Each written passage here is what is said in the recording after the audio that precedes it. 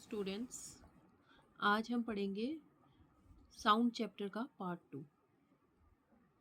इसमें हम देखेंगे परसेप्शन ऑफ साउंड किस प्रकार होता है। तो साउंड वैसे तो हम उसको देख नहीं सकते क्योंकि वो इनविजिबल है, बट हमारी जो सराउंडिंग एयर है वो उसके चारों तरफ साउंड है, एंड जो साउंड है वो वेव्स के फॉर्म में एयर के अंदर कैरी होती है। अब जो ईयर है, हमारे नर्व्स हैं, ब्रेन है, इससे हम साउंड को सुन पाते हैं, ठीक उसी तरीके से जिस तरह से हम आंखों से देख सकते हैं। तो रात को हम बहुत सारी नॉइज सुन सकते हैं, जैसे कि buzzing of insects, mosquitoes, and voice of your parents, friends. And अगर वो हमारे आसपास हो तो भी हम सुन सकते हैं, हमारे सामने हो तो ऑब्वियसली हम सुन सकते हैं। एंड हम साउंड्स के बीच में एक क्लियर डिस्टिंक्शन भी महसूस कर सकते हैं कि वो साउंड किस सोर्स से आ रही है। ज़्यादातर साउंड हमारे मेमोरी में स्टोर होती है। जब भी कोई साउंड वेव हम रिसीव करते हैं तो हमारा ब्रेन जो नई साउंड है उसको कंपेयर करता है जो मेमोरी साउंड की हमारे ब्रेन में ऑलरेडी स्टोर्ड है सिंस बर्थ, एंड फिर वो उस सोर्स को आइडेंटिफाई करने की कोशिश करता है जहाँ से वो साउंड आई है। Now we are going to study human ear. तो ह्यूमन ईयर के अलग अलग पार्ट्स होते हैं और उन अलग अलग पार्ट्स का इम्पॉर्टेंट रोल है हियरिंग में। तो सबसे पहले ये आउटर ईयर आ जाता है। ये जो पार्ट है ये विजिबल पार्ट है हमारे ईयर का, and it is also called as pinna. अब जैसे ही हम अंदर एंटर करते हैं वी कैन सी कि एक stretched membrane, tightly stretched membrane, ठीक उसी तरह से जैसे हम एक ड्रम देखते हैं उसके ऊपर एक मेम्ब्रेन कवर्ड रहती है, तो उसी तरह से एक मेम्ब्रेन होती है, that is called ear drum. And ये ईयर ड्रम क्या करता है, आउटर ईयर को इस मिडिल ईयर से सेपरेट करता है। और जब भी साउंड इस तरह से ये फनल लाइक स्ट्रक्चर क्रिएट हो रहा है पिना से, यहाँ से एंटर करेगी साउंड वेव, ईयर ड्रम से टकराएगी तो यहाँ पे वाइब्रेशंस होंगे। इसके बाद आता है मिडिल ईयर। तो मिडिल ईयर में 3 स्मॉल बोन्स होती हैं जो कि ये जो वाइब्रेशंस ईयर ड्रम से आए इसको ट्रांसमिट करती है टू द इनर ईयर। तो ये जो बोन्स हैं मेलियस, इनकस, स्टेपीस, इनके शेप के अकॉर्डिंग इनका नेम दिया गया है। उसके बाद आता है इनर ईयर। इनर ईयर में कॉक्लिया होता है, इस तरह का कॉइल्ड शेप ऑर्गन होता है कॉक्लिया। कॉक्लिया क्या करेगा, कॉक्लिया साउंड वाइब्रेशंस रिसीव करता है और इस वाइब्रेशन को वो ऑडिटरी नर्व के थ्रू ब्रेन तक पहुंचाता है। सो this is the structure of human ear. अब साउंड जैसे कि मैंने बताया था पिना से एंटर करेगी, ईयर पे जाएगी, ईयर ड्रम पे टकराएगी, देन ईयर ड्रम वाइब्रेट होगा, इसके वाइब्रेशन से जो साउंड वेव्स हैं मिडल ईयर में जाएगी जहाँ पे ये जो बोन्स हैं साउंड को और एम्पलीफाई करेंगी, एंड फिर ये साउंड इनर ईयर तक जाएगी। अब ये जो साउंड कॉक्लिया में आई है ये इलेक्ट्रिकल सिग्नल्स के फॉर्म में जाएंगी and it is sent through the auditory nerve to the brain. So these 3 bones in the middle ear, they are the smallest bones in the human body. And inner ear में क्या होता है, एक semi circular canal होता है which perceive balance. Inner ear में एक semi circular canal होता है जिससे हम बॉडी में बैलेंस बना पाते हैं। जैसे सपोज हम कभी फिसलने वाले होते हैं तो हम अचानक से बैलेंस बना लेते हैं, that is due to the fluid present in this semi circular canal of the inner ear, जिससे बैलेंस बना रहता है। अब हम नेक्स्ट टॉपिक पे आते हैं, that is the Audible and inaudible sound. कौन सी साउंड तो हम सुन सकते हैं और कौन सी साउंड हम नहीं सुन सकते हैं। तो हमने पढ़ा था कि साउंड वाइब्रेशंस जो होते हैं वो साउंड प्रोड्यूस करती है, but human ear frequencies 20 hertz से लेके 20,000 हर्ट्ज तक ही महसूस कर सकते हैं। एंड ये क्या है, ये ऑडिबल फ्रीक्वेंसी रेंज है साउंड की। बट जो बैट्स होते हैं वो हियरिंग सिग्नल्स उनके जो होते हैं वो इस रेंज के बियॉन्ड जाते हैं। एंड साउंड जो कि ह्यूमंस नहीं सुन सकते, उस साउंड को हम बोलते हैं इनऑडिबल साउंड्स। तो ये कुछ चार्ट में दे रखा है, जैसे एलिफेंट और वेल है, दे can here sound less than 20 hertz, that is the infrasonic sounds. तो ये लोग इसके नीचे की साउंड सुन सकते हैं। हमारी जो ऑडिबल फ्रीक्वेंसी रेंज है that I already mention. And जो अल्ट्रासोनिक साउंड होती है that is greater than 20,000 hertz. तो bat, monkeys, dog, cheetah, they can hear this ultrasonic sound. तो डॉग्स जो होते हैं वो sound up to 50,000 hertz they can hear. Monkey or leopards can hear the frequency of more than 20,000, and bats can hear up to 1,20,000 hertz. तो sound जिनकी frequency 20,000 hertz से ज़्यादा है that is known as ultrasonic sound. Sound जिनकी frequency 20 hertz से कम है, they are these sounds are known as infrasonic sounds. Now we are coming to the next topic, that is echo and reverberation. Light waves की तरह ही sound waves जो होती है वो भी रिफ्लेक्ट होती है। जब साउंड वेव्स किसी भी सरफेस पे गिरती हैं तो कुछ तो एब्जॉर्ब होती है और बाकी की सरफेस रिफ्लेक्ट कर देता है। तो साउंड का वो amount that is reflected, it depends upon the surface that reflects it. Okay, so sometimes क्या होता है कि जो डिस्टेंस होता है between the reflecting surface and the object जो कि साउंड प्रोड्यूस कर रहा है वो इतना होता है कि साउंड बार बार सुनाई देती है after reflection. So this is called echo. तो जब आप किसी वैली के वहां जाओगे और चिल्लाओगे तो आप अपनी आवाज को दोबारा सुन सकते हो।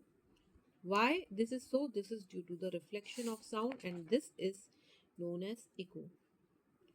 So we can see in this diagram that जो sound source से sound गई, wall से टकराई, and some of it is absorbed while some is reflected back. So अगर रिफ्लेक्टिंग सरफेस किसी सर्टेन डिस्टेंस पे नहीं है तो फिर हम एक डिस्टिंक्ट इको नहीं सुन पाएंगे। एंड मल्टीपल रिफ्लेक्शंस के कारण अलग अलग सरफेसेस से, जैसे कि ऑडिटोरियम में होता है, तो साउंड सुनी जा सकती है even after it has stopped. So this is known as reverberation. तो रिवर्बरेशन एक बहुत अच्छा इफेक्ट प्रोड्यूस करता है ऑर्केस्ट्रा के लिए। बट जो मल्टीपल साउंड्स होती हैं they can be disturbing, and उससे क्या होगा कि जो स्पीकर बोल रहा है उसकी आवाज़ क्लियर नहीं आएगी।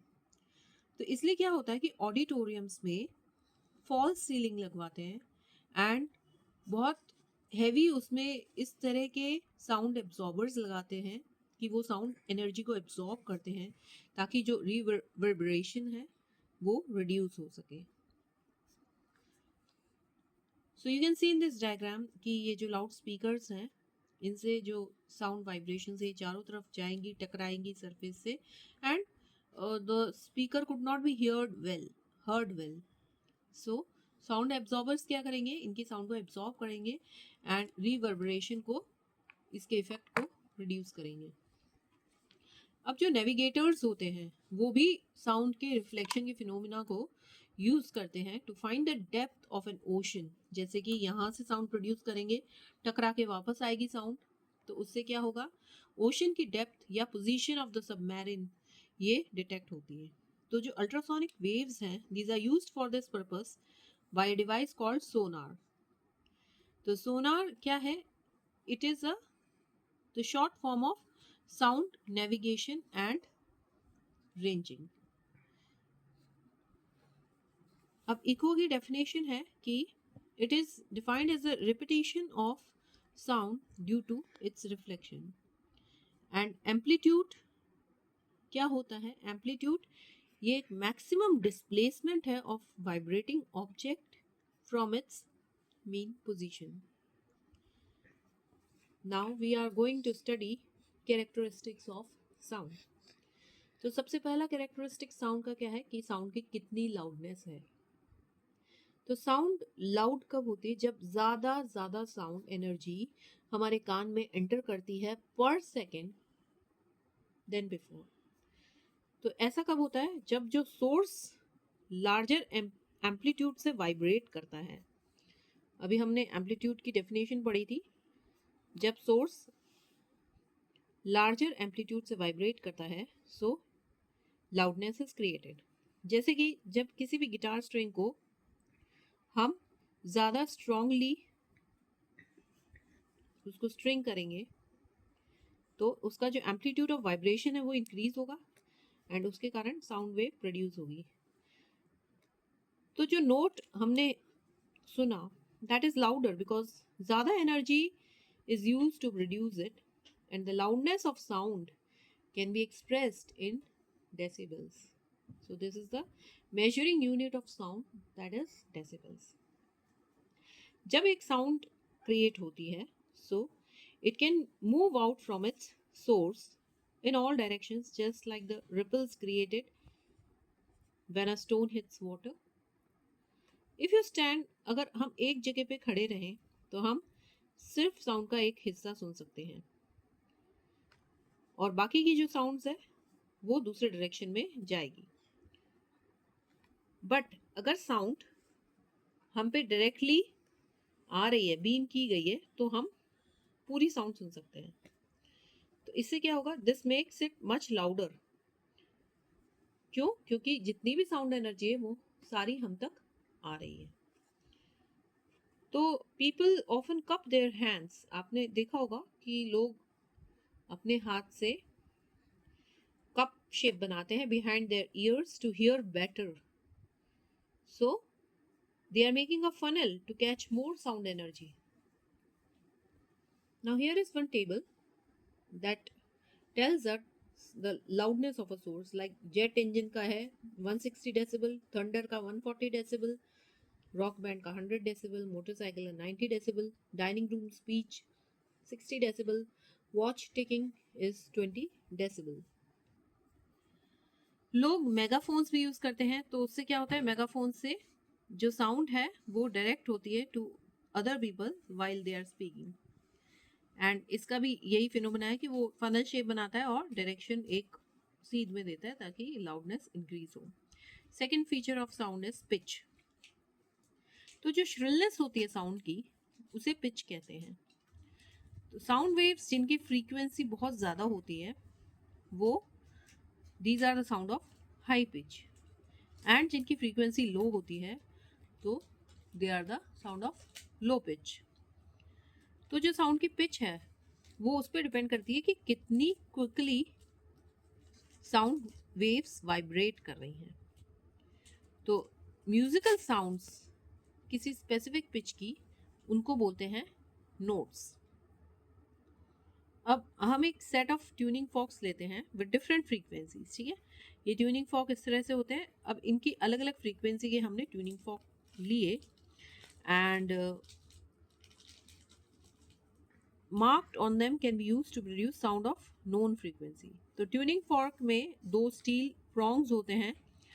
ये इस तरह के दो स्टील प्रोंग्स होते हैं और इसको हम किसी हार्ड सरफेस पे स्ट्रक करेंगे, मारेंगे, तब ये वाइब्रेट करेंगे. एंड ये जो प्रोंग्स हैं ये they will start moving in and out together generating sounds of different pitches. तो ये इस तरह से वाइब्रेट करेंगे और इसमें अलग अलग पिच की साउंड प्रोड्यूस होगी. तो इनकी फ्रीक्वेंसी अलग है. तो हाई फ्रीक्वेंसी में हाई पिच प्रोड्यूस होगी एंड लो फ्रीक्वेंसी में लो पिच. प्रोड्यूस होगी। तो ये हाई फ्रीक्वेंसी प्रोंग है, तो ट्यूनिंग फॉर्क है, तो इसमें हाई पिच प्रोड्यूस हुई एंड इसमें लो पिच प्रोड्यूस हुई। ठीक है, अब पिच को कौन कौन से फैक्टर्स इफेक्ट करते हैं? तो सबसे पहला है लेंथ। तो इंस्ट्रूमेंट का जितना साइज होगा वो पिच को इफेक्ट करता है, जो नोट्स आ रहे हैं उसको इफेक्ट करता है। जैसे कि इंस्ट्रूमेंट्स जो स्ट्रिंग इंस्ट्रूमेंट्स है जैसे कि जिदर, गिटार, तो उसमें जितनी लंबी स्ट्रिंग होगी उसका पिच उतना ही कम होगा। इसलिए एक डबल बास जो होगा वो लोअर नोट बनाएगा than a violin. That is different lengths of string make different notes. Similarly जो फ्लूट होती है तो player covers and uncovers the holes, और इससे क्या होगा, जो एयर कॉलम फ्लूट के अंदर है उसका लेंथ ऑल्टर होता है and that vibrates inside it. Air will vibrate inside it. So the changed notes are produced. Second factor affecting pitch is thickness. तो जो गिटार पे स्ट्रिंग्स होती हैं या वायलिन की स्ट्रिंग्स होती हैं, तो हम देखेंगे कि हर एक स्ट्रिंग जो है वो थिकनेस में अलग अलग होती है। तो जो थिकर स्ट्रिंग्स होती हैं वो they make notes of lower pitch than thinner strings. ऐसा क्यों? क्योंकि थिकर स्ट्रिंग्स हैवी होती है तो वाइब्रेट नहीं करती क्विकली। सो जो थिन स्ट्रिंग्स होती हैं वो they produce notes of higher pitch than thick strings. Third factor affecting pitch is volume of air और लिक्विड कॉलम्स। तो जितना ज़्यादा वॉल्यूम होगा एयर या लिक्विड का उतना ही नोट लोअर नोट प्रोड्यूस होगा and this is seen while playing a flute. Third factor affecting pitch is quality. तो क्वालिटी या फिर टिम्बर, हम क्वालिटी को टिम्बर बोलेंगे, ये दूसरा कैरेक्टरिस्टिक फीचर है साउंड का। इससे क्या होता है कि दो sound of same pitch can be distinguished, two sounds of same pitch and same loudness can be distinguished.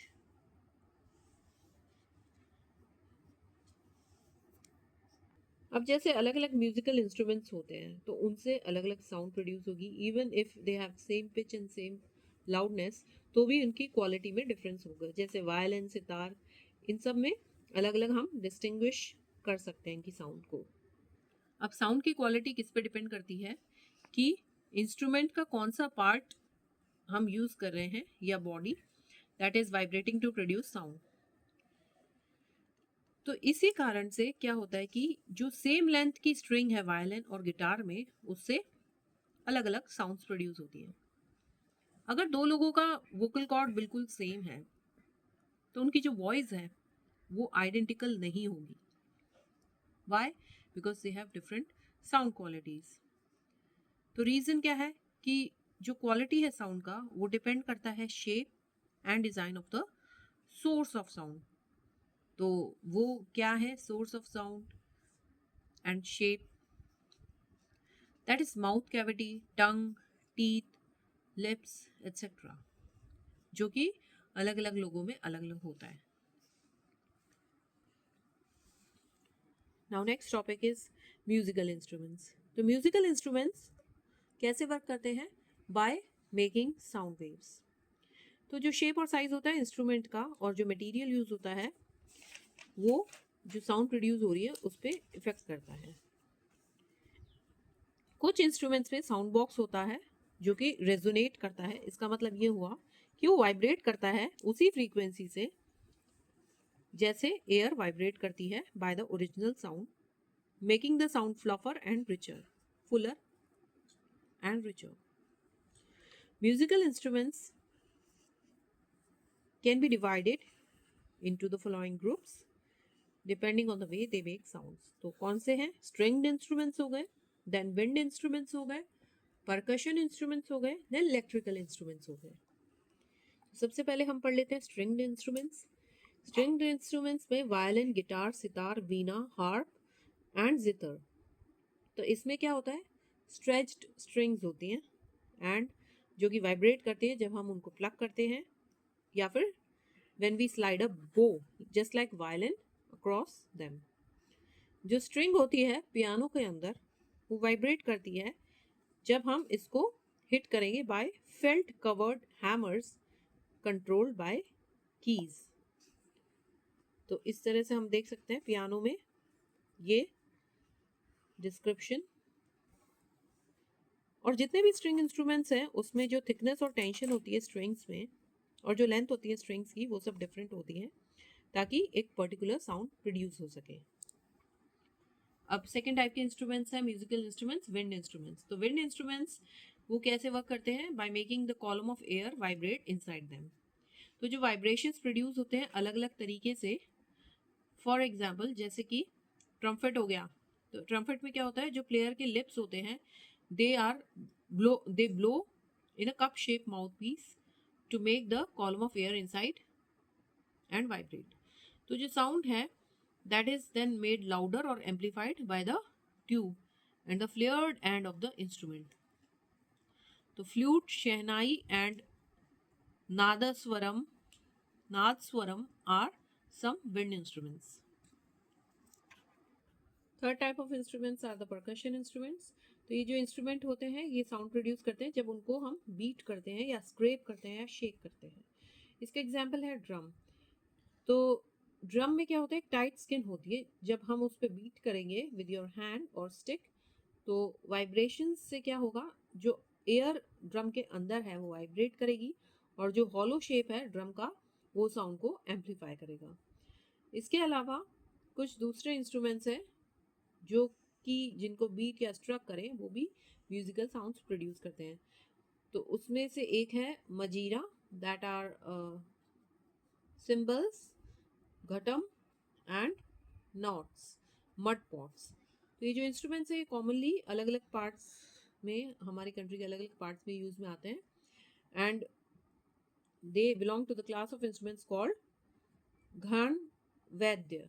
तो bell and jal tarang they are also the examples of such instruments. तो जल तरंग में क्या होता है, अलग अलग बोल्स में अलग अलग अमाउंट का वाटर होता है एंड उसमें इसलिए अलग अलग एयर कॉलम्स होते हैं। जब इनको कंटिन्यूसली हम स्ट्रक करते हैं सक्सेशन में तो म्यूजिकल साउंड प्रोड्यूस होती है। Then the last type of musical instruments are electrical instruments. तो इलेक्ट्रिक गिटार में क्या होता है, स्मॉल साउंड वाइब्रेशंस को स्ट्रिंग से प्रोड्यूस किया जाता है and they are amplified by an electronic amplifier instead of sound box. तो साउंड वाइब्रेशंस चेंज होती है इलेक्ट्रिकल सिग्नल्स में और एम्पलीफिकेशन के बाद वो दोबारा से साउंड में कन्वर्ट होती है। अब नेक्स्ट टॉपिक हम देखेंगे म्यूजिक एंड नॉइस। तो ज़्यादातर लोग म्यूजिक रिकॉग्नाइज करते हैं जब वो उनको उसको सुनते हैं। तो do not everyone likes the same sound, हर कोई अलग अलग आवाज़ पसंद करता है। आपका योर फेवरेट म्यूजिक, आपका हो सकता है कोई फेवरेट म्यूजिक किसी और के लिए नॉइज साबित हो, and because this is due to variations in how sound is sensed by people। अब music, what is music, music एक इस तरह की साउंड है जिसमें रेगुलर स्मूथ पैटर्न्स होते हैं ऑफ वेव्स। और music it is made by instruments that send out vibrations. और नॉइस क्या होता है, नॉइस कोई भी unwanted, irritating and unpleasant sound होती है एंड ज़्यादातर पीपल जो हैं वो दे dislike clattering, banging, throbbing, grating and winning sounds, and they hate the sound of road drills, alarms and badly played music। तो ये सब चीज़ें जो होती हैं they give irregular patterns of sound waves which jar listeners ears। तो ये जो नॉइज है ये इरिटेट करती हैं and makes them feel tired.